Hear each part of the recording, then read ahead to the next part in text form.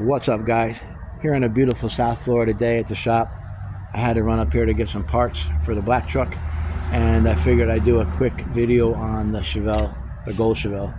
Not much got done on the gray one this weekend, unfortunately, but gold one had definitely some progress done. So I'll show you what I did. I'll give you a walk around this way, guys. So in case you're new and you've never seen the car, this is what it looks like. It's the gray one.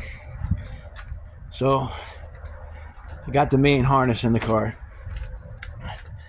That's already bolted into the firewall. I got it all loomed. I don't want any problems over there where it comes up and rubbing through over the years, so I put some loom on it, ran it all the way down. I'm hoping I can keep this thick loom all the way down on the harness behind the dash. It's kind of thick, but I think there'll be enough room to keep it on and hook everything up and be able to wire everything and run it correctly and have no issues. So that's done. Here's the rear harness plug. So I did the rear harness a couple weeks ago. That's all done, ready to be plugged into the main harness. Also, I don't know if I showed this on the last video, but Tommy built this pretty sweet plate to mount the gas pedal module and that little relay box for the harness and the fuel pump relay, and the AC wires pass underneath it. So it's pretty cool. Simple, but very effective. ECU, I don't know if I showed you guys, it's mounted back there, so when we put the battery in you won't even see it. A little bit of a parts list we made, and I got the cluster wired up.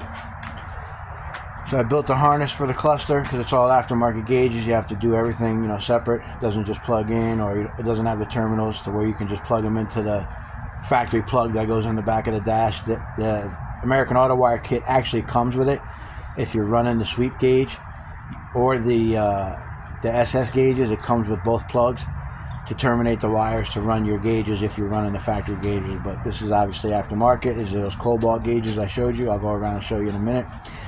I terminated that wire thinking about a generator light, but I forgot this doesn't have a generator light. We're running a voltmeter, so I'll probably just tuck that in the harness.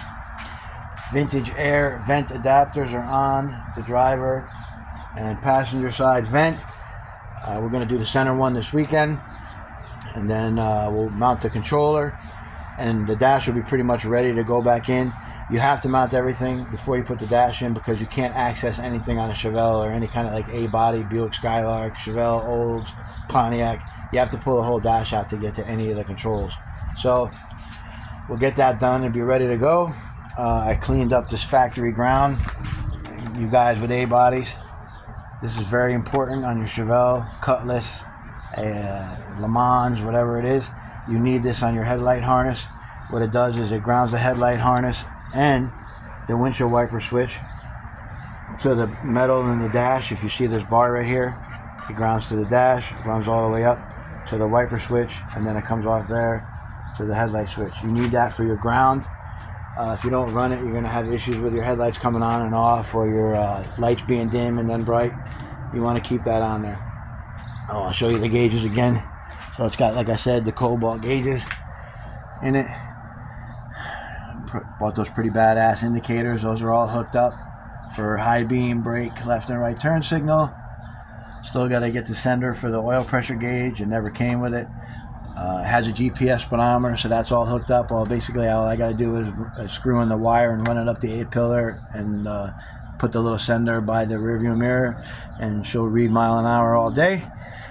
And I'll probably do the little mod I always do on the OBS trucks. I'll put the that rice burner go by. I'll put the dual USB 3-amp charger there with the volt gauge, so you can see, make sure everything's charging. Even though you got the other volt gauge, it has it. It's just a feature.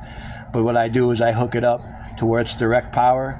So if your phone is dead, you don't have to turn the ignition on or start the car to charge your phone. You can just plug it in and turn the USB charger on off. It has a button, and it'll charge your phone while you're sitting at the bar or whatever you're doing at the beach. You can put your phone, charge your phone, and you don't have to have your ignition or your car on. So that's it, guys. Quick little video on what's going on with the gold Chevelle. Not much progress on the gray Chevelle this week. Like I said, he's messing with the brakes and he's got some parts coming for the motor, but other than that, not much going on. with the gold chevelle, we're definitely getting progress done, which is what I want. So hopefully we can get the dash and all the vent work done and get it installed in the car this weekend. That way I know where I can run my wire harness back there once everything's in.